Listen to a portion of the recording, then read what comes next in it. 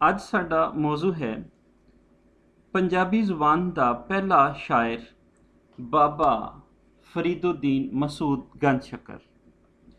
ਬਾਬਾ ਫਰੀਦੁੱਦੀਨ ਮਸੂਦ ਗੰਜ ਸ਼ੱਕਰ ਪੰਜਾਬੀ ਜ਼ੁਬਾਨ ਦੇ ਪਹਿਲੇ ਬਾਕਾਇਦਾ ਸ਼ਾਇਰ ਨੇ। ਇਸ ਦਾ ਇਹ ਮਤਲਬ ਨਹੀਂ ਕਿ ਆਪ ਤੋਂ ਪਹਿਲਾਂ ਪੰਜਾਬੀ ਸ਼ਾਇਰੀ ਨਹੀਂ ਸੀ, ਬਲਕਿ ਆਪ ਤੋਂ ਪਹਿਲਾਂ ਪੰਜਾਬੀ ਸ਼ਾਇਰੀ ਜਿਹੜੀ ਹੈ ਉਹ ਮੌਜੂਦ ਸੀ ਅਤੇ ਬਹੁਤ ਸਾਰੇ ਸ਼ਾਇਰ ਵੀ ਮੌਜੂਦ ਸਨ। ਆਪ ਦੇ ਇੱਕ ਸਮਕਾਲੀ ਹਮ ਅਸਰ ਸ਼ਾਇਰ ਸ਼ਾਹ ਸ਼ਮਸ ਸਬਜ਼ ਵਾਰੀ ਵੀ ਸਨ ਅਤੇ ਇਸ ਤੋਂ ਇਲਾਵਾ ਗਨਾਨਾ ਦੀ ਸੂਰਤ ਵਿੱਚ ਬਹੁਤ ਢੇਰ ਸ਼ਾਇਰੀ ਜਿਹੜੀ ਹੈ ਉਹ ਪੰਜਾਬੀ ਦੀ ਲੱਭਦੀ ਹੈ।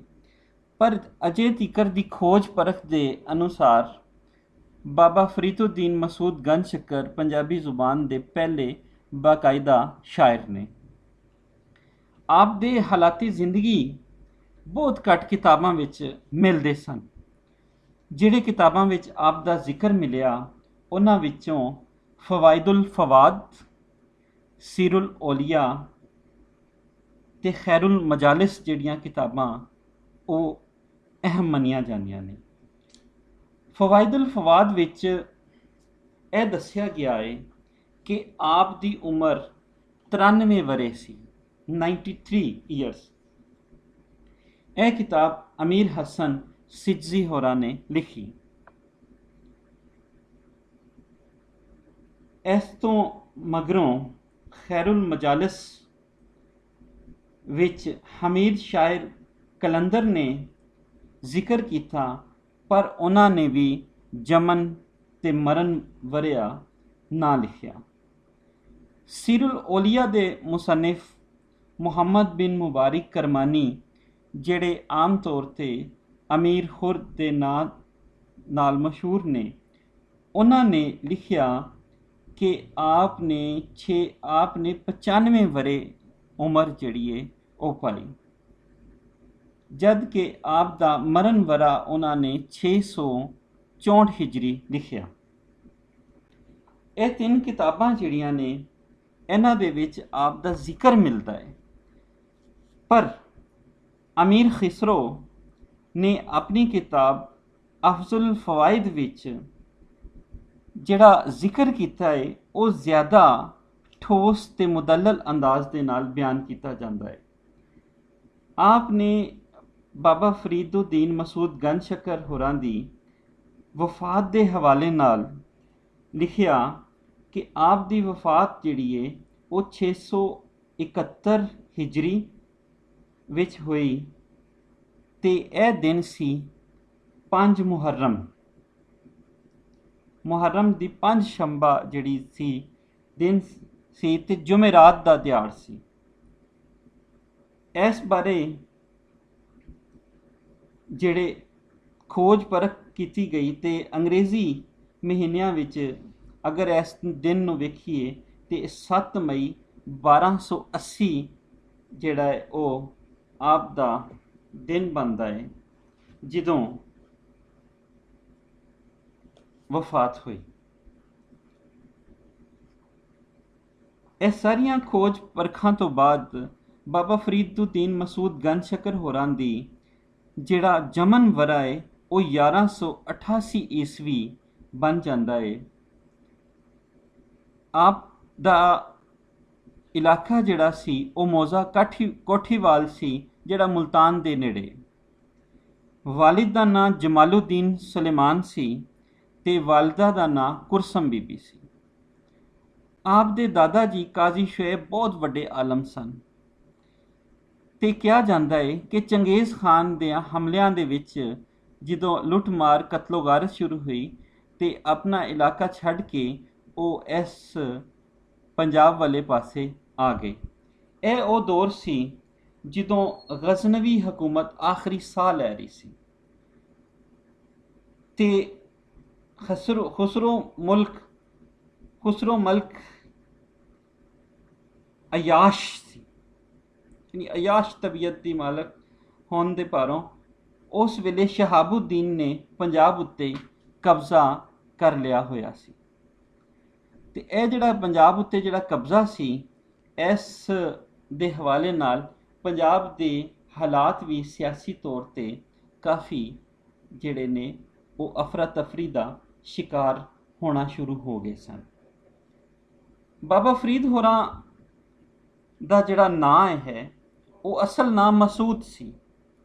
ਲਕਬ ਗੰਜ ਸ਼ਕਰ ਤੇ ਫਰੀਦੁੱਦੀਨ ਸੀ। ਇਸ ਲਈ ਆਪ ਲੋਕਾਈ ਦੇ ਵਿੱਚ ਬਾਬਾ ਫਰੀਦੁੱਦੀਨ ਮਸੂਦ ਗੰਜ ਸ਼ਕਰ ਰਹਿਮਤੁल्ला ਅਲੈਹੀ ਦੇ ਨਾਂ ਨਾਲ ਮਸ਼ਹੂਰ ਹੋਏ ਨੇ। ਆਪ ਦਾ ਸਿਲਸਿਲਾ ਨਸਬ ਜਿਹੜਾ ਹੈ ਉਹ ਹਜ਼ਰਤ ਉਮਰ ਫਾਰੂਕ ਰਜ਼ੀ ਅੱਲਾਹ ਤਾਲਾ ਅਨਹੂ ਨਾਲ ਜਾ ਮਿਲਦਾ ਹੈ, ਜਿਹੜੇ ਦੂਜੇ ਖਲੀਫਾ ਸਨ।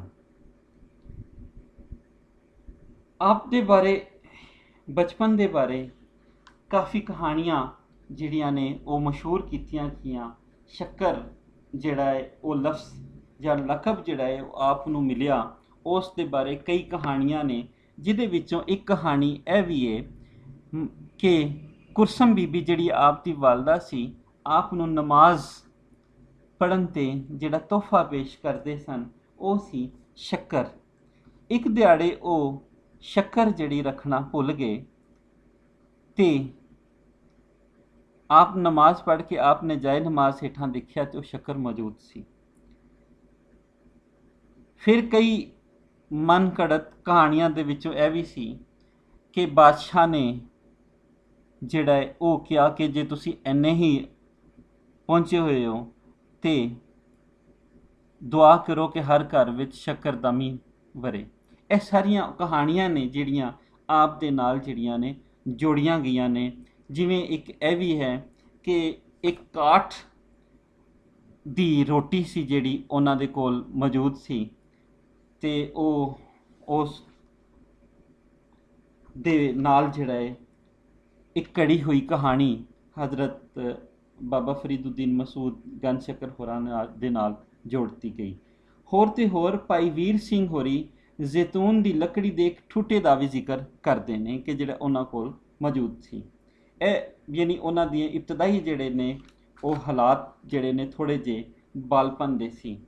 ਆਪ ਨੇ ਤਾਲੀਮ ਜਿਹੜੀ ਹੈ ਉਹ ਮੁੱਢਲੀ ਤਾਲੀਮ ਤੇ ਜਿਵੇਂ ਵਾਲਦਾ ਕੋਲੋਂ ਹਾਸਿਲ ਕੀਤੀ, ਕਿਉਂਕਿ ਵਾਲਦਾ ਹੀ ਜਿਹੜੇ ਨੇ ਉਹਨਾਂ ਦੇ ਬਹੁਤ ਨੇਕ ਮੁੱਤਕੀ ਤੇ ਪਰਹੇਜ਼ਗਾਰ ਸਨ ਤੇ ਬਾਲਪਨ ਵਿੱਚ ਹੀ ਆਪ ਜ਼ਾਹਿਦ ਤੇ ਆਬਦ ਮਸ਼ਹੂਰ ਹੋ ਗਏ, ਬਹੁਤ ਜ਼ਿਆਦਾ ਇਬਾਦਤ ਕਰਨ ਵਾਲੇ ਤੇ ਪਰਹੇਜ਼ਗਾਰ।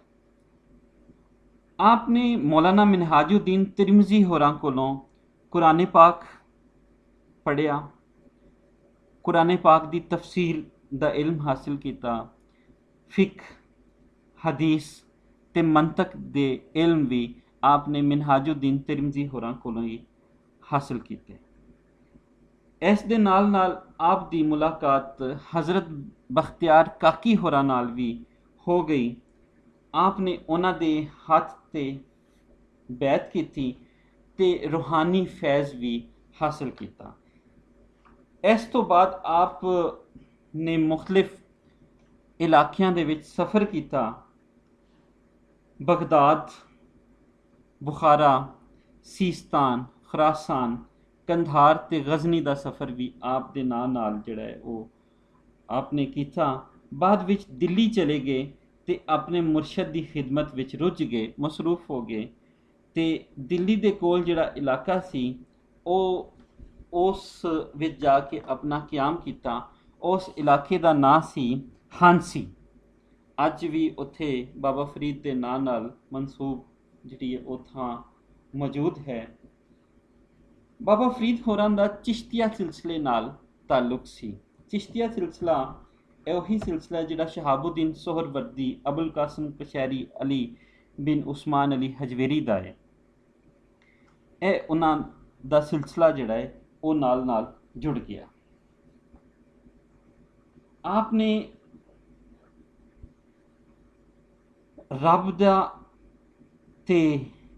ਰੱਬ ਦੇ ਕੁੱਲ ਦੀ ਸਾਂਝ ਦੀ ਗੱਲ ਕੀਤੀ ਕਿ ਕੁੱਲ ਜਿਹੜਾ ਹੈ ਉਹ ਸਾਰਾ ਆਪਸ 'ਚ ਆਜ਼ਾਦੀ ਦੀ ਮਾਨਤਾ ਰੱਖਦਾ ਹੈ ਤੇ ਸਾਂਝ ਪੈਦਾ ਕਰਨ ਦਾ ਯਤਨ ਜਿਹੜਾ ਹੈ ਉਹਨਾਂ ਦੇ ਕਲਾਮ ਵਿੱਚੋਂ ਵੀ ਮਿਲਦਾ ਹੈ। ਬਾਬਾ ਫਰੀਦ ਹੋਰਾਂ ਨੇ हज़रत शेख साबर कुलैरी ते इमाम उल हक सियालकोटी की तरबियत की ते बहुत ज़्यादा लोगों को इस्लाम वाल भी प्रेरिया। हांसी के दौरान आप 12 वरे उत्थे क्याम किया, यानी दिल्ली के कोल जिहड़ी एक थां, दिल्ली तो कुछ किलोमीटर दूर, 12 वरे उत्थे क्याम किया। ते इत्थे मौलाना नूर तुरक होरां दा नां लिया जाता है कि जिन्हां ने आप दा तारुफ लुकाई दे विच कराया ते हर पासे आप दा ही चर्चा होन लग पिया। मुरशद दे विसाल मगरों दिल्ली आए ते कुछ चिर इत्थे क्याम करन दे बाद अजूदन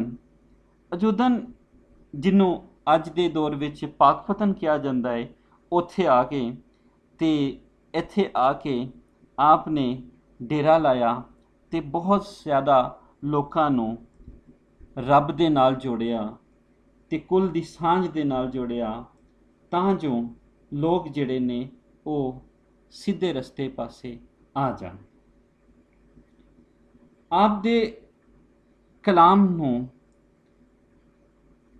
सिखां दे गुरु अर्जन देव होरां ने 1604 ईस्वी विच ग्रंथ साहब की तरतीब वेले शामिल किया, गुरु ग्रंथ साहब दे विच शामिल किया ते अज भी अदब ते एहतराम जिहड़ा है वो मुसलमानां तो वख सिख धर्म दे मनन वालियां विच भी बाबा फरीद होरां दा ढेर है, ढेर एहतराम है। आप दे कलाम श्लोक दी सूरत विच मौजूद ने। श्लोक हिंदी जुबान दा लफ्ज़ है जिहदे मानी बोल ने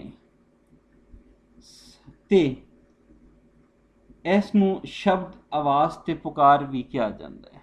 कुछ लोग इस दा जिहड़ा मुढ़ वो संस्कृत दे नाल भी जोड़ते ने। आप डॉक्टर महेंद्र कौर गिल होरां ने आम तौर ते श्लोक नूं दोड़े दा मुतरादिफ मन्निया कि यानी इको जे ने, पर मुहम्मद आसफ खां होरां ने कहा कि श्लोक ते दोड़ा एक सिनफ दा नां नहीं ने, सगों ਜਿਹੜੇ ਦੋਵੇਂ अपने हैत ते बुनतर के हवाले नाल, औज़ान के हवाले नाल बिल्कुल एक दूजे तो वखरे ने, क्योंकि श्लोक जिहड़े ने वो 2 मिसरियां दे भी लिखे गए ते 16 ते 26 मिसरियां दे श्लोक भी जिहड़े ने वो मिलते ने। बाबा फरीद होरां दा कलाम जिहड़ा है वो दोड़ियां दी सूरत विच भी मौजूद है ते गुरु नानक जी होरां दे जिहड़े श्लोक ने वो 2 मिसरियां तो लैके 26 मिसरियां तक भी फैले हुए ने। बाबा फरीद होरां ने जिथे मुसलमानी की गल की, इस्लाम के प्रचार की गल की, उत्थे उन्हां दे कलाम विच अलामत भी है, हयाती दा फलसफा भी है ते इनकलाब लियावन की गल भी मिलती। पाकपतन दे विच ही आप दी वफात हुई। आप दी वफात दा वरा 1265 ईस्वी है। आप दे मज़ार उत्ते हर साल 5 मुहर्रम नूं उर्स होंदा है ते मेला लगता है। ऐसी बाबा फरीद होरां दे जीवन दे बारे मुख्तसर जी गलबात। हुण असी उन्हां दे कलाम दियां कुछ वणगियां वेखने आ ते उस नूं देखने आ कि उहदे विच की गल जिहड़ी है होई। हुण जिवें असी देखने आ, फरीदा जेतू अकल लतीफ़, काले लिख ना लेख, अपने गिरेवान में सिर नीवा कर के वेख। आम तौर ते सीधा सीधा मतलब यही कढ़िया जाता है कि अपनी जात का मुहासबा कर, ਆਪਣੀ ਜ਼ਾਤ ਨੂੰ ਵੇਖ। ਪਰ ਪ੍ਰੋਫੈਸਰ ਕਿਸ਼ਨ ਸਿੰਘ ਹੋਰਾਂ ਨੇ ਬਾਬਾ ਫਰੀਦ ਦੇ ਸ਼ਲੋਕਾਂ ਨੂੰ ਸਮਝਣ ਵਾਸਤੇ ਨਵੀਆਂ ਧਾਰਾ ਦਿੱਤੀਆਂ। ਉਹ ਕਹਿੰਦੇ ਨੇ ਬਾਬਾ ਫਰੀਦ ਫਿਊਡਲ ਨੂੰ ਕਹਿ ਰਹੇ ਨੇ, ਆਪਣੀ ਬੁੱਕਲ ਵਿੱਚ ਮੂੰਹ ਪਾ, ਆਪਣੀ ਪੀੜੀ ਹੇਠ ਸੋਟਾ ਫੇਰ। ਇਨਕਲਾਬ ਦੀ ਗੱਲ ਹੈ। ਦੇਖੋ ਜੀ, ਉਹਨਾਂ ਨੇ ਪੂਰਾ ਸਿਸਟਮ ਜਿਹੜਾ ਹੈ ਉਹ ਦੇਖਿਆ ਔਰ ਉਹ ਸਿਸਟਮ ਦੀ ਵੀ ਗੱਲ ਕੀਤੀ ਕਿ ਫਿਊਡਲ ਨੂੰ ਕਹਿ ਰਹੇ ਨੇ ਆਪਣੀ ਬੁੱਕਲ ਵਿੱਚ ਮੂੰਹ ਪਾ, ਆਪਣੀ ਪੀੜੀ ਹੇਠ ਸੋਟਾ ਫੇਰ। ਅਕਲੇ ਲਤੀਫ ਮੁਹਾਵਰਾ ਹੀ ਫਿਊਡਲ ਸਰਦਾਰ ਵਾਸਤੇ, ਫਿਊਡਲ ਸਰਦਾਰੀ ਵਾਸਤੇ, ਤਾਂ ਜੇ ਉਸ ਦਾ ਜਬਰ, ਉਸ ਦਾ ਜ਼ੁਲਮ ਜਿਹੜਾ ਹੈ ਉਹ ਖ਼ਤਮ ਕੀਤਾ ਜਾਏ। ਹੁਣ ਤੁਸੀਂ ਵੇਖੋ ਕਿ ਉਸ ਵੇਲੇ ਅਰਬੀ ਜ਼ੁਬਾਨ ਪ੍ਰਚਲਿਤ ਸੀ। ਇਖਲਾਕੀ ਤੇ ਇਸਲਾਹੀ ਜਿਹੜੇ ਰੰਗ ਜਿਹੜੇ ਨੇ ਉਹ ਹਰ ਪਾਸੇ ਨਹੀਂ ਸੀ ਮੌਜੂਦ, ਪਰ ਬਾਬਾ ਫਰੀਦ ਹੋਰਾਂ ਨੇ ਆਪਣੇ ਸ਼ੇਰਾਂ ਦੇ ਵਿੱਚ, ਆਪਣੇ ਕਲਾਮ ਦੇ ਵਿੱਚ ਇਖਲਾਕੀ ਤੇ ਇਸਲਾਹੀ ਰੰਗ ਦਿੱਤਾ ਤੇ ਲੁਕਾਈ ਦੀ ਗੱਲ ਲੁਕਾਈ ਦੀ ਜ਼ੁਬਾਨ ਵਿੱਚ ਕੀਤੀ, ਲੁਕਾਈ ਦੀ ਗੱਲ ਲੁਕਾਈ ਦੀ ਜ਼ੁਬਾਨ ਵਿੱਚ ਕੀਤੀ।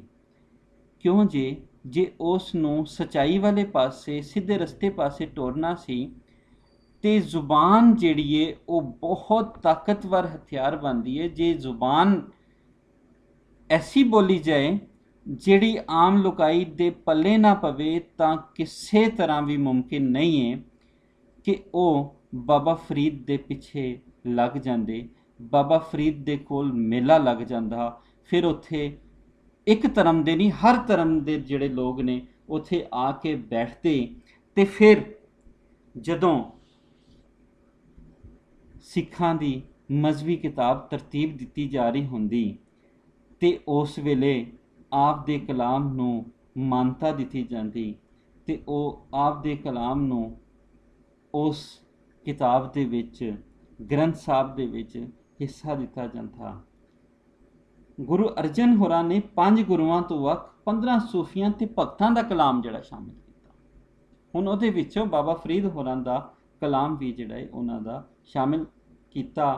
ਇਹਦੀ ਵਜ੍ਹਾ ਇਹ ਵੀ ਸੀ ਕਿ ਗੁਰੂ ਨਾਨਕ ਹੋਰਾਂ ਦੇ ਬਾਰੇ ਕਿਹਾ ਜਾਂਦਾ ਸੀ ਅਸਾ ਹੱਥ ਤੇ ਕਿਤਾਬ ਕੱਚ, ਕਿ ਉਹਨਾਂ ਨੇ ਜਿਹੜੀ ਪੋਟਲੀ, ਜਿਹੜੀ ਕਿਤਾਬ ਆਪਣੇ ਕੋਲ ਰੱਖੀ ਹੁੰਦੀ ਸੀ ਉਹਦੇ ਵਿੱਚ ਵੱਖ-ਵੱਖ ਭਗਤਾਂ ਦਾ, ਵੱਖ-ਵੱਖ ਜਿਹੜੇ ਨੇ ਉਹ ਫਕੀਰਾਂ ਦਾ ਜਿਹੜਾ ਕਲਾਮ ਮੌਜੂਦ ਸੀ। ਉਹਦੇ ਵਿੱਚੋਂ ਬਾਬਾ ਫਰੀਦੁੱਦੀਨ ਮਸੂਦ ਗੰਜ ਸ਼ਕਰ ਹੋਰਾਂ ਦਾ ਕਲਾਮ ਵੀ ਆਪ ਦੇ ਕੋਲ ਮੌਜੂਦ ਰਹਿੰਦਾ ਸੀ। ਇਸ ਕਰਕੇ ਵੀ ਗ੍ਰੰਥ ਸਾਹਿਬ ਵਿੱਚ ਆਪ ਦੇ ਕਲਾਮ ਨੂੰ ਜ਼ਿਆਦਾ ਤੋਂ ਜ਼ਿਆਦਾ ਜਿਹੜਾ ਹੈ ਉਹ ਲਾਜ਼ਮੀ ਸ਼ਾਮਿਲ ਕੀਤਾ ਜਾਣਾ ਸੀ। ਫਰੀਦਾ ਜੇ ਤੇ ਮਾਰਨ ਮੁਕੀਆਂ ਤਿਨਾਂ ਨਾ ਮਾਰੀ ਘੁੰਮ, ਆਪਣੇ ਘਰ ਜਾਈਏ ਪੈਰ ਤਿਨਾਂ ਦੇ ਚੁੰਮ। ਆਸਾਨ ਮਤਲਬ ਤਾਂ ਇਹੀ ਬਣਦਾ ਹੈ ਕਿ ਜਿਹੜਾ ਤੁਹਾਨੂੰ ਮਾਰੇ, ਤੁਹਾਡੇ 'ਤੇ ਜ਼ੁਲਮ ਕਰੇ ਤੇ ਉਹਨਾਂ ਨੂੰ ਪਰਤ ਕੇ ਨਾ ਮਾਰੋ, ਸਗੋਂ ਉਹਨਾਂ ਦੇ ਨਾਲ ਚੰਗਾ ਵਰਤਾਰਾ ਕਰੋ। ਪਰ ਇਸ ਦਾ ਇੱਕ ਹੀ ਮਤਲਬ ਨਹੀਂ, ਜੋ ਕੋਈ ਤੁਹਾਨੂੰ ਸਤਾਏ, ਕ੍ਰੋਧ ਕਰਕੇ ਉਸ ਨੂੰ ਨਾ ਮਾਰੋ, ਨਫ਼ਰਤ ਕਰਕੇ ਉਸ ਨੂੰ ਨਾ ਮਾਰੋ। ਜ਼ਾਲਮ ਸਮਝ ਕੇ ਬਦਲਾ ਲੈਣਾ ਉਹਨਾਂ ਦੇ ਸੁੱਖ ਵਿੱਚ ਭੰਗ ਪਾਉਂਦਾ ਹੈ। ਗੁਰੂ ਫਿਰ ਜੇ ਇਹ ਗੱਲ ਸੀ ਤੇ ਫਿਰ ਗੁਰੂ ਗੋਬਿੰਦ ਹੋਰਾਂ ਨੂੰ ਆਖਣ ਦੀ ਕੀ ਲੋੜ ਸੀ, ਜੇ ਕੋਈ ਰਾਹ ਨਾ ਰਹੇ ਤਾਂ ਸ਼ਮਸ਼ੀਰ ਤੇ ਹੱਥ ਰੱਖਣਾ ਜਾਇਜ਼। ਅਸਲ ਵਿੱਚ ਬਾਬਾ ਫਰੀਦ ਹੋਰੀ ਕਹਿੰਦੇ ਨੇ ਕਿ ਗੁਲਾਮੀ ਵਿੱਚ ਰਹਿਣਾ ਨਸਲੀ ਤਕਦੀਰ ਦੇ ਖਿਲਾਫ ਗੁਨਾਹ ਹੈ। ਇਸ ਲਈ ਕ੍ਰੋਧ ਤੇ ਨਫ਼ਰਤ ਦੇ ਨਾਲ ਨਹੀਂ, ਜ਼ਾਲਮ ਦਾ ਜਿਹੜਾ ਬਦਲਾ ਹੈ, ਜ਼ਾਲਮ ਦਾ ਜ਼ੁਲਮ ਜਿਹੜਾ ਹੈ ਉਹ ਸਹਿਣਾ, ਉਹ ਕਿਸੇ ਤਰ੍ਹਾਂ ਵੀ ਕਬੂਲ ਨਹੀਂ। ਉਸ ਦੇ ਹਵਾਲੇ ਨਾਲ ਜਿਹੜਾ ਹੈ, ਜੋ ਤੁਹਾਨੂੰ ਗੁਲਾਮੀ, ਕ੍ਰੋਧ, ਜ਼ੁਲਮ ਤੋਂ ਬਚਾ ਰਿਹਾ ਹੈ, ਉਹਨੂੰ ਆਪਣਾ ਦੁਸ਼ਮਣ ਨਾ ਸਮਝੋ, ਉਸ ਨੂੰ ਪਰਤ ਕੇ ਨਾ ਮਾਰੋ। ਸਹੀ ਮਾਇਨਿਆਂ ਵਿੱਚ ਉਹ ਤੁਹਾਡਾ ਸੱਜਣ ਹੈ। ਪਰ ਜੋ ਤੁਹਾਨੂੰ ਗੁਲਾਮ ਬਣਾ ਰਿਹਾ ਹੈ, ਉਸ ਦੇ ਖਿਲਾਫ ਉੱਠੋ, ਉਸ ਦੇ ਖਿਲਾਫ ਆਵਾਜ਼ ਚੁੱਕੋ, ਫਿਰ ਸ਼ਮਸ਼ੀਰ ਤੇ ਹੱਥ ਰੱਖਣਾ ਜਾਇਜ਼ ਬਣ ਜਾਂਦਾ ਹੈ। ਫਰੀਦਾ ਖਾਕ ਨਾ ਨਿੰਦੀਏ, ਖਾਕੋ ਜੇੜ ਨਾ ਕੋਏ, ਜਿਉਂਦਿਆਂ ਪੈਰਾਂ ਤਲੇ ਮੋਇਆਂ ਉੱਪਰ ਹੋਏ। ਇਹ ਹੁਣ ਬਹੁਤ ਹੀ ਵੱਡਾ ਸ਼ਲੋਕ ਹੈ ਕਿ ਮਿੱਟੀ ਨੂੰ ਭੈੜਾ ਨਾ ਕਹੀਏ, ਮਿੱਟੀ ਵਰਗਾ ਕੋਈ ਨਹੀਂ, ਜੇ ਜਿਉਂਦਿਆਂ ਪੈਰਾਂ ਤਲੇ ਹੈ ਤੇ ਮੋਇਆਂ ਇਹੀ ਉੱਪਰ ਹੈ। ਸਾਡੇ ਯਾਨੀ ਧਰਤੀ, ਜਿੱਥੇ ਧਰਤੀ ਦੇ ਨਾਲ ਪਿਆਰ ਹੈ, ਉੱਥੇ ਉਹਨਾਂ ਨੇ ਗੱਲ ਕੀਤੀ ਆਪਣੇ ਆਪ ਨੂੰ ਸਮਝਣ ਦੀ, ਆਪਣੇ ਆਪ ਨੂੰ ਜਾਣਨ ਦੀ। ਰੁੱਖੀ ਸੁੱਖੀ ਖਾਏ ਕੇ ਠੰਡਾ ਪਾਣੀ ਪੀ, ਫਰੀਦਾ ਵੇਖ ਪਰਾਈ ਚੋਪੜੀ ਨਾ ਤਰਸਾਈ ਜੀ। ਹੁਣ ਆਮ ਤੇ ਸਵਾਲ ਜਿਹੜਾ ਹੈ, ਜਾਂ ਆਮ ਜਿਹੜੀਆਂ ਜੇ ਮਫਹੂਮ ਵੇਖੀਏ ਤੇ ਇਹਦੇ ਵਿੱਚ ਸਬਰ ਤੇ ਸ਼ੁਕਰ ਦੀ ਜਿਹੜੀ ਉਹ ਗੱਲ ਲੁਕੀ ਮਿਲਦੀ ਹੈ। ਪਰ ਜਿਹੜੀ ਚੋਪੜੀ ਹੋਈ, ਪਰਾਈ ਚੋਪੜੀ ਜਿਹੜੀ ਗੱਲ ਹੈ, ਉਹ ਹਾਕਮ ਜਮਾਤਾਂ ਦੀ ਚੋਪੜੀ ਹੋਈ ਗੱਲ ਹੈ। ਯਾਨੀ ਹਾਕਮ ਜਮਾਤਾਂ ਜਿਹੜੀਆਂ ਨੇ ਉਹ ਪੀ ਰਹੀਆਂ ਨੇ, ਔਰ ਪੀਤਾ ਹੋਇਆ ਲਹੂ ਜਿਹੜਾ ਹੈ ਉਹ ਰੱਬ ਨੂੰ ਨਹੀਂ ਪਸੰਦ। ਗਰੀਬਾਂ ਦਾ, ਮਾੜਿਆਂ ਦਾ ਲਹੂ ਪੀਣਾ ਰੱਬ ਨੂੰ ਨਹੀਂ ਪਸੰਦ। ਇੱਥੇ ਇਨਕਲਾਬ ਦੀ ਵੀ ਗੱਲ ਹੈ, ਇੱਥੇ ਸਾਨੂੰ ਸਮਝਾਉਣ ਦੀ ਵੀ ਗੱਲ ਹੈ। ਬਾਬਾ ਫਰੀਦ ਦੇ ਕੁਝ ਲੋਕ ਹੋਰ ਦੇਖਨੇ ਆ। ਵੇਖ ਫਰੀਦਾ ਜੋਥੀਆ, ਦਾੜੀ ਹੋਈ ਪੂਰ, ਅੱਗਾ ਨੇੜੇ ਆਇਆ, ਪਿੱਛਾ ਰਿਹਾ ਦੂਰ। ਫਰੀਦਾ ਕਾਲੇ ਮੇਂਢੇ ਕੱਪੜੇ, ਕਾਲੇ ਮੇਂਢੇ ਦੇਸ, ਗੁਨਾਹੀ ਭਰਿਆ ਮੈਂ ਫਿਰਾਂ, ਲੋਕ ਕਹਿਣ ਦਰਵੇਸ਼। ਫਰੀਦਾ ਮੈਂ ਜਾਣਿਆ ਦੁੱਖ ਮੁਝ ਕੋ, ਦੁੱਖ ਸਭਾ ਐ ਜਗ, ਉੱਚੇ ਚੜ੍ਹ ਕੇ ਵੇਖਿਆ ਤਾਂ ਘਰ ਘਰ ਇਹਾ ਅੱਗ। ਜਿਵੇਂ ਕਿ ਨਾਨਕ ਹੋਰਾਂ ਨੇ ਵੀ ਆਖਿਆ, ਨਾਨਕ ਦੁਖੀਆ ਸਭ ਸੰਸਾਰ। ਫਿਰ ਉਹਨਾਂ ਦਾ ਸ਼ੇਰ, ਫਰੀਦਾ ਬੇਨਮਾਜ਼ਾ ਕੁੱਤਿਆ ਐ ਨਾ ਭੁੱਲੀ ਰੀਤ, ਕਭੀ ਚੱਲ ਨਾ ਆਇਆ ਪੰਜੇ ਵਕਤ ਮਸੀਤ। ਇੱਥੇ ਇਬਾਦਤ ਦੀ ਪ੍ਰੇਰਨਾ ਹੈ। ਆਪ ਦੇ ਨਾਲ ਨਾਲ ਆਪਣੇ ਮਨ ਨੂੰ ਤਾੜਨਾ ਵੀ ਹੈ, ਆਪਣੇ ਮਨ ਦੀ ਤਾੜਨਾ ਵੀ ਕੀਤੀ ਗਈ ਹੈ। ਬਜ਼ਾਹਿਰ ਤੇ ਲੱਗਦਾ ਹੈ ਕਿਸੇ ਬੇਨਮਾਜ਼ੇ ਨੂੰ ਕਹਿ ਰਹੇ ਨੇ, ਜੋ ਸ਼ੈਤਾਨ ਦੀ ਰਾਹ ਤੇ ਟੁਰ ਪਿਆ। ਸ਼ੈਤਾਨ ਦੀ ਰਾਹ ਤੋਂ ਬਚਾਉਣ ਵਾਸਤੇ ਜ਼ਿੰਦਗੀ ਦੇ ਰਾਹ ਬਦਲਣ ਵਾਲੀ ਗੱਲ ਇਸ ਸ਼ਲੋਕ ਵਿੱਚ ਦੱਸੀ ਗਈ ਹੈ। ਫਿਰ ਇੱਕ ਉਹਨਾਂ ਦਾ ਅਹਿਮ ਸ਼ਲੋਕ ਜਿਹੜਾ ਮੈਂ ਖਾਸ ਤੌਰ ਤੇ ਸ਼ਾਮਿਲ ਕਰਨਾ ਚਾਹੁੰਦਾ ਸੀ। ਫਰੀਦਾ ਜੇ ਜਾਨਾ ਤਿਲ ਥੋੜੜੇ, ਸੰਭਲ ਭੁੱਖ ਭਰੀ। ਜੇ ਜਾਣਾ ਸ਼ੋ ਨੰਢੜਾ, ਥੋੜਾ ਮਾਨ ਕਰੀ। ਜੇ ਜਾਣਾ ਸ਼ੋ ਨੰਢੜਾ, ਥੋੜਾ ਮਾਨ ਕਰੀ। ਨੰਢੜਾ ਜਾਂ ਨੱਢਾ, ਨਿੱਕਾ ਜਿਹਾ, ਛੋਟੀ ਉਮਰ ਦਾ। ਹੁਣ ਦੋ ਮਿਸਰੇ, ਫਰੀਦਾ ਜੇ ਜਾਣਿਆ ਤਿਲ ਥੋੜੜੇ, ਸੰਭਲ ਭੁੱਖ ਭਰੀ। ਹੁਣ ਤਿਲ ਥੋੜੜੇ ਤੇ ਭੁੱਖ ਭਰੀ, ਇਹ ਤੁਹਾਨੂੰ ਨਾਲ ਜੋੜਦੀ ਹੈ ਪੰਜਾਬ ਦੀ ਉਹ ਰਸਮ। ਜਦੋਂ ਔਰਤ ਸਹੁਰੇ ਘਰ ਆਉਂਦੀ ਤਾਂ ਉਸ ਨੂੰ ਪਰਾਤ ਵਿੱਚ ਤਿਲ ਪਾ ਕੇ ਦਿੱਤੇ ਜਾਂਦੇ। ਉਹ ਭੁੱਖ ਭਰ ਭਰ ਆਪਣੇ ਲਾੜੇ ਨੂੰ ਦਿੰਦੀ, ਨੰਦਾਂ ਨੂੰ ਦਿੰਦੀ, ਦਰਾਣੀਆਂ ਨੂੰ ਦਿੰਦੀ, ਜਠਾਣੀਆਂ ਨੂੰ ਦਿੰਦੀ। ਖਾਮਨ ਦੇ ਹੋਰ ਜੀਆਂ ਨਾਲ ਰਚ ਮਚ ਜਾਣ ਦੀ ਇਹ ਰਸਮ ਸੀ, ਤਾਂ ਜੋ ਉਸ ਦਾ ਜਿਹੜਾ ਪਰਿਵਾਰ ਹੈ ਉਹ ਹੁਣ ਬਦਲ ਗਿਆ ਹੈ। ਇਹਦੇ ਵਿੱਚ ਬਾਬਾ ਫਰੀਦ ਹੋਰਾਂ ਨੇ ਰੱਬ ਦੇ ਨਾਲ ਸਾਰੇ ਲੋਕਾਂ ਨੂੰ ਇੱਕ ਖਾਨਦਾਨ ਵਾਂਗੂ ਮਿਲ ਜਾਣ ਦੀ ਜਿਹੜੀ ਇਖਲਾਕੀ ਤਰਬੀਅਤ ਕੀਤੀ ਹੈ, ਉਹ ਬਹੁਤ ਹੀ ਸੋਹਣੇ ਅੰਦਾਜ਼ ਨਾਲ ਹੈ। ਫਰੀਦਾ ਜੇ ਜਾਣਾ ਤਿਲ ਥੋੜੜੇ, ਇਹ ਇੱਕ ਰਸਮ ਤੁਹਾਡੇ ਜ਼ਿਹਨ 'ਚ ਆ ਗਈ ਨਾ, ਤਿਲ ਵੀਤਰੇ ਦੀ ਰਸਮ, ਜਿਹੜੀ ਨਵੀਂ ਵਿਆਹੀ ਵੋਟੀ ਜਿਹੜੀ ਹੈ ਉਹ ਬੁੱਕ ਭਰ ਕੇ ਵੰਡ ਰਹੀ ਹੈ ਆਪਣੇ ਖਾਵਨ ਨੂੰ, ਆਪਣੀ ਦੁਰਾਨੀ ਨੂੰ, ਜਠਾਣੀ ਨੂੰ ਤੇ ਹੋਰ ਅੰਗਾ ਸਾਕਾਂ ਨੂੰ ਸਹੁਰੇ ਘਰ, ਯਾਨੀ ਕਿ ਆਪਣੀ ਜ਼ਿੰਦਗੀ ਦੀ ਰਾਹ ਵੀ ਬਦਲ ਗਈ ਤੇ ਰੱਬ ਦੇ ਨਾਲ ਵੀ ਜੁੜ ਗਈ। ਅਲਾਮਤੀ ਤੌਰ ਤੇ ਇਹ ਰੱਬ ਦੇ ਨਾਲ ਜੁੜਨ ਦੀ ਗੱਲ ਹੈ। ਫਿਰ ਵੇਖ ਫਰੀਦਾ ਜੋਥੀਆ, ਸ਼ੱਕਰ ਹੋਈ ਵਿਸ, ਸਾਈਂ ਬਾਜੋਂ ਆਪਣੇ ਵੇਦਨ ਕਹੀਏ ਕਿਸ। ਜਵਾਨੀ ਢਲ ਗਈ, ਜੋ ਸਾਂਭਿਆ ਸੀ ਲੁੱਟ ਗਿਆ। ਵੇਖ ਫਰੀਦਾ ਜੋਥੀਆ, ਸ਼ੱਕਰ ਹੋਈ ਵਿਸ, ਉਹ ਹੱਥੋਂ ਡਿੱਗ ਗਿਆ ਤੇ ਮੌਤ ਦਾ ਸੁਨੇਹਾ ਆ ਗਿਆ। ਸਾਈਂ ਬਾਝੋਂ ਆਪਣੇ ਵੇਦਨ ਕਹੀਏ ਕਿਸ। ਕਿਸ ਨੂੰ ਵੇਦ, ਕਿਸ ਜਿਹੜੀ ਪੀੜ ਹੈ ਉਹ ਆਪਣੇ ਮਾਲਕ ਤੋਂ ਵੱਖ ਕਿਸ ਨੂੰ ਆਖੀਏ, ਉਹ ਸਾਰੀ ਮਾਲਕ ਤੋਂ ਵੱਖ ਕੋਈ ਨਹੀਂ ਜਾਣਦਾ।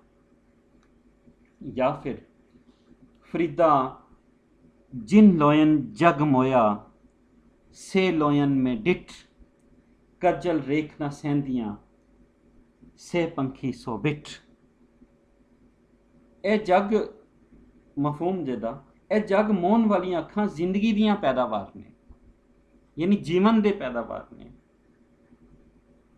ਮਾਸ ਸਰੀਰ ਦੇ ਨਾਲ ਜੁੜੀਆਂ ਹੋਈਆਂ ਨੇ, ਜਿਸ ਨੇ ਨਾਸ ਹੋ ਜਾਣਾ, ਜਿਸ ਨੇ ਤਬਾਹੋ ਬਰਬਾਦ ਹੋ ਜਾਣਾ ਹੈ। ਇਹ ਮਤਲਬ ਕਰ ਫਰੀਦਾ ਜਿਨ ਲੋਇਨ ਜਗ ਮੋਇਆ, ਕਿ ਜਿਹੜੀਆਂ ਅੱਖਾਂ ਨੇ ਪੂਰੇ ਜੱਗ ਨੂੰ ਆਪਣਾ ਜਿਹੜਾ ਹੈ ਉਹ ਆਸ਼ਕ ਕਰ ਲਿਆ ਸੀ, ਮੈਂ ਉਹ ਅੱਖਾਂ ਵੇਖੀਆਂ ਜਿਨ੍ਹਾਂ ਅੱਖਾਂ ਵਿੱਚ ਕੱਜਲ ਦੀਆਂ ਲਕੀਰਾਂ ਜਿਹੜੀਆਂ ਉਹ ਨਹੀਂ ਸੀ ਠਹਿਰਦੀਆਂ, ਉਹਨਾਂ ਅੱਖਾਂ ਵਿੱਚ ਵੀ ਪੰਛੀਆਂ ਨੇ ਬਿਠਾਂ ਕੀਤੀਆਂ ਨੇ।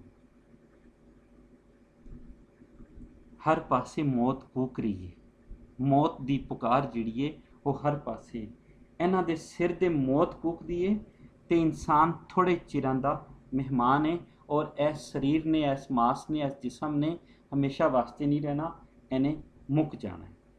ਜਾਂ ਫਿਰ ਉਹਨਾਂ ਦਾ ਇੱਕ ਹੋਰ ਸ਼ਲੋਕ ਅਸੀਂ ਦੇਖਾਂਗੇ, ਫਰੀਦਾ ਸ਼ੱਕਰ ਖੰਡ ਨਿਵਾਤ ਗੁੜ ਮਾਖਿਓਂ ਮਾਝਾ ਦੁੱਧ। दूसरी दफ़ा, फरीदा शक्कर खंड गुड़ माखियों माझा दुध, सबे वस्तों मिठियाँ रब ना पुजन तुद। ये सारिया वस्तां बड़ियां मिठियां ने, शक्कर हो गई, खंड हो गया, गुड़ हो गया, शहद हो गया, माझा दुध हो गया, और निवात कहते ने मिश्री नूं, निवात कहते निवात यानी मिश्री नूं, कि ये सारिया चीज़ां ਜਿਹੜੀਆਂ ਨੇ ਰੱਬ ਦੀ ਮਿਠਾਸ ਤੱਕ ਨਹੀਂ ਅਪੜਦੀਆਂ, ਰੱਬ ਦੇ ਨਾਲ ਜਿਹੜੀਆਂ ਨੇ ਨਹੀਂ ਮਿਲਦੀਆਂ। ਇਹ ਕੁੱਲ ਦੀ ਸਾਂਝ ਦੀ ਪਿਆਰ ਦੀ ਗੱਲ ਹੈ। ਭਲਾ ਆਜ਼ਾਦੀ ਨਾਲੋਂ ਮਿੱਠੀ ਕਿਹੜੀ ਗੱਲ ਹੈ, ਇਨਕਲਾਬ ਨਾਲੋਂ ਮਿੱਠੀ ਕਿਹੜੀ ਗੱਲ ਹੈ, ਆਪਣੇ ਆਪ ਨੂੰ ਵਧਾਵਨ, ਇਨਸਾਨੀਅਤ ਦੇ ਨਾਲ ਜੁੜਨ ਤੋਂ ਵੱਧ ਮਿੱਠੀ ਕਿਹੜੀ ਗੱਲ ਹੈ। ਫਰੀਦਾ ਸ਼ੱਕਰ ਖੰਡ ਗੁੜ ਨਿਵਾਤ, ਫਰੀਦਾ ਸ਼ੱਕਰ ਖੰਡ ਨਿਵਾਤ ਗੁੜ ਮਾਖਿयों ਮਾਝਾ ਦੁੱਧ, ਸਭੇ ਵਸਤੋਂ ਮਿੱਠੀਆਂ ਰੱਬ ਨਾ ਪੁੱਜਣ ਤੁਧ। ਕਿ ਸਾਰੀਆਂ ਵਸਤਾਂ ਮਿੱਠੀਆਂ ਨੇ ਪਰ ਰੱਬ ਦੇ ਨਾਲ ਜਿਹੜੇ ਨੇ ਉਹ ਇਹ ਨਹੀਂ ਜੁੜਦੀਆਂ, ਰੱਬ ਦੇ ਨਾਲ ਜਿਹੜੀਆਂ ਨੇ ਉਹ ਨਹੀਂ ਲੈ ਕੇ ਜਾਂਦੀਆਂ। ਫਿਰ ਫਰੀਦਾ ਬਾਬਾ ਫਰੀਦ ਮਸੂਦੁਦੀਨ ਗੰਜ ਚੱਕਰ ਕਹਿੰਦੇ ਨੇ ਕਿ ਬੁੱਢਾ ਹੋਇਆ ਸ਼ੇਖ ਫਰੀਦ ਕੰਬਣ ਲੱਗੀ ਤੇ, ਜਿਸ 100 ਵਰਿਆਂ ਜੀਵਣਾ ਵੀ ਤਨ ਹੋ ਸਿੱਖੇ। ਕਿ ਜੇ ਜਿਉਣਾ ਲੰਬੀ ਉਮਰ ਵੀ ਜਿਉਣਾ ਹੈ, ਫਿਰ ਵੀ ਇਸ ਤਨ ਨੇ ਮੁੱਕ ਜਾਣਾ ਹੈ, ਮਿਟ ਜਾਣਾ ਹੈ, ख़त्म ਹੋ ਜਾਣਾ ਹੈ, ਔਰ ਇਸ ਦੀ ਜਿਹੜੀ ਹੈ ਹਮੇਸ਼ਾ ਹਮੇਸ਼ਾ ਜ਼ਿੰਦਗੀ ਨਹੀਂ ਮਿਲਣੀ। ਉਹ ਬਾਰ-ਬਾਰ ਇਨਸਾਨ ਨੂੰ ਰੱਬ ਦੇ ਨਾਲ, ਕੁੱਲ ਦੇ ਨਾਲ ਤੇ ਇਨਸਾਨੀਅਤ ਦੇ ਨਾਲ ਜੁੜਨ ਦੀ ਤਬਲੀਗ ਕਰਦੇ ਨੇ। ਆਪਣੀ ਸ਼ਾਇਰੀ ਦੇ ਵਿੱਚ ਇਖਲਾਕੀ, ਇਸਲਾਹੀ, ਤਬਲੀਗੀ, ਤਮੀਰੀ, ਤਸੱਵੁਫ, ਇਸ਼ਕ ਇਲਾਹੀ ਦੀ ਗੱਲ ਕਰਦਿਆਂ ਹੋਇਆਂ ਸੱਚੀ ਤਾਲੀਮ ਤੇ ਇਖਲਾਕੀ ਕਦਰਾਂ ਦੀ ਪਛਾਣ ਜਿਹੜੀ ਹੈ ਉਹ ਦੱਸਦੇ ਨੇ, ਤਾਂ ਜੋ ਇਨਸਾਨ ਜਿਹੜਾ ਹੈ ਉਹ ਜੁੜ ਜਾਏ ਆਪਣੇ ਰੱਬ ਦੇ ਨਾਲ, ਤੇ ਉਹ ਸਿੱਧੇ ਰਸਤੇ ਤੇ ਜਦੋਂ ਜੁੜੇਗਾ ਤੇ ਉਹ ਜ਼ਿੰਦਗੀ ਨੂੰ ਤੇ ਬਾਅਦ ਵਾਲੀ ਜ਼ਿੰਦਗੀ ਨੂੰ, ਉਸ ਦੇ ਮਤਲਬ ਨੂੰ ਬੜੀ ਚੰਗੀ ਤਰ੍ਹਾਂ ਸਮਝ ਜਾਏਗਾ, ਤੇ ਫਿਰ ਉਸ ਨੂੰ ਪਤਾ ਚੱਲ ਜਾਏਗਾ ਕਿ ਉਸ ਦੇ ਕੋਲ ਤਿਲ ਥੋੜੜੇ ਨੇ, ਉਹਦਾ ਜਿਹੜਾ ਸਰੀਰ ਹੈ ਉਹਨੇ ਨਾਸ ਹੋ ਜਾਣਾ ਹੈ, ਉਹਨੇ ਮੁੱਕ ਜਾਣਾ ਹੈ, ਅਤੇ ਫਿਰ ਰੁੱਖੀ ਸੁੱਖੀ ਦੀ ਪ੍ਰੇਰਨਾ ਜਿਹੜੀ ਹੈ ਉਸ ਨੂੰ ਮਿਲੇਗੀ। ਔਰ ਫਰੀਦਾ ਕਾਲੇ ਮੇਂਢੇ ਕੱਪੜੇ, ਕਾਲਾ ਮੇਂਢਾ ਦੇਸ, ਗੁਨਾਹੀ ਭਰਿਆ ਮੈਂ ਫਿਰਾਂ, ਲੋਕ ਆਖਣ ਦਰਵੇਸ਼। ਇਹ ਬਾਬਾ ਫਰੀਦ ਹੋਰਾਂ ਦੇ ਬਾਰੇ ਮੁਖਤਸਰ ਜੀ ਗੱਲਬਾਤ ਸੀ। ਇਹ ਅੱਜ ਦਾ ਸਬਕ ਤੁਹਾਡਾ ਖਤਮ ਹੋਇਆ। ਨਵੇਂ ਸ਼ਾਇਰ ਦੇ ਹਵਾਲੇ ਨਾਲ ਅਸੀਂ ਬਾਬਾ ਫਰੀਦ ਤੋਂ ਬਾਅਦ ਜਿਹੜੇ ਸ਼ਾਇਰ ਨੇ ਸ਼ਾਹ ਹੁਸੈਨ ਹੋਰਾਂ ਦੇ ਹਵਾਲੇ ਨਾਲ ਅਸੀਂ ਅਗਲੇ ਸਬਕ 'ਚ ਗੱਲ ਕਰਾਂਗੇ। ਅੱਜ ਦਾ ਬਸ ਇੰਨਾ ਹੀ।